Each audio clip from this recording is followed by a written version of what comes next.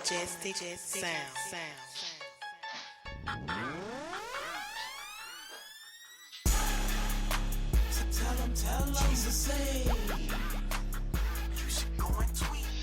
Hey, what up? It's your boy Toby D. You have now tuned in to my Christian audio podcast, Faith Football Fans.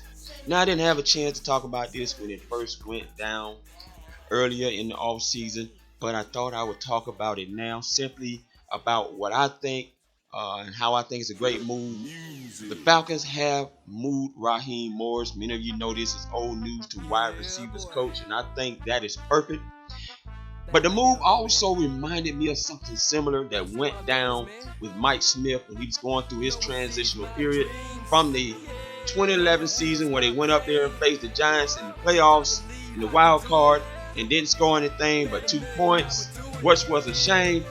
Some decisions had to be made, but they allowed things to play out instead of firing these two guys, Mike Mularkey and Brian Van Gorder. These two guys ended up with jobs.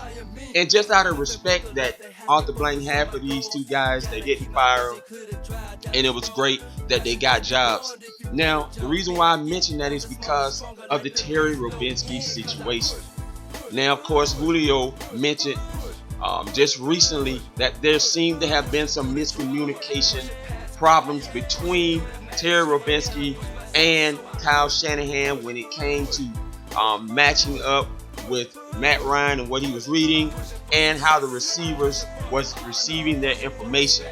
Well, Terry Robinsky is now with the Tennessee Titans. Of course, many of you know that, under Mike Mularkey as his offensive coordinator.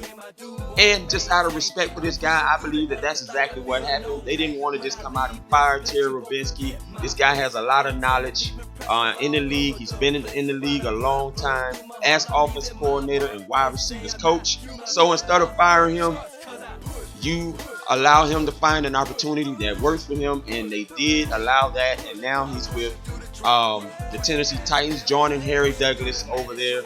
This wide receivers group, first of all, has been totally remodeled, with Julio Jones now being the leader of the pack with Roddy White gone, no Tony Gonzalez.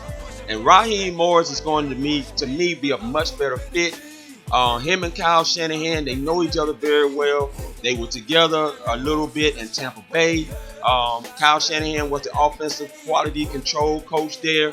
And I think Raheem Morris was the defensive back coach at that time, 2004 and 05, when Kyle Shanahan was there. Now Kyle Shanahan moved on, and they did reunite in Washington, where Raheem Morris was hired as the secondary coach, the DB coach, in Washington Redskins camp, the 2012 and 2013 season. So he knows what Kyle Shanahan is looking for from his receivers, because he's had to face them during the off-season OTAs and training camp. Here's a guy that's going to be able to help.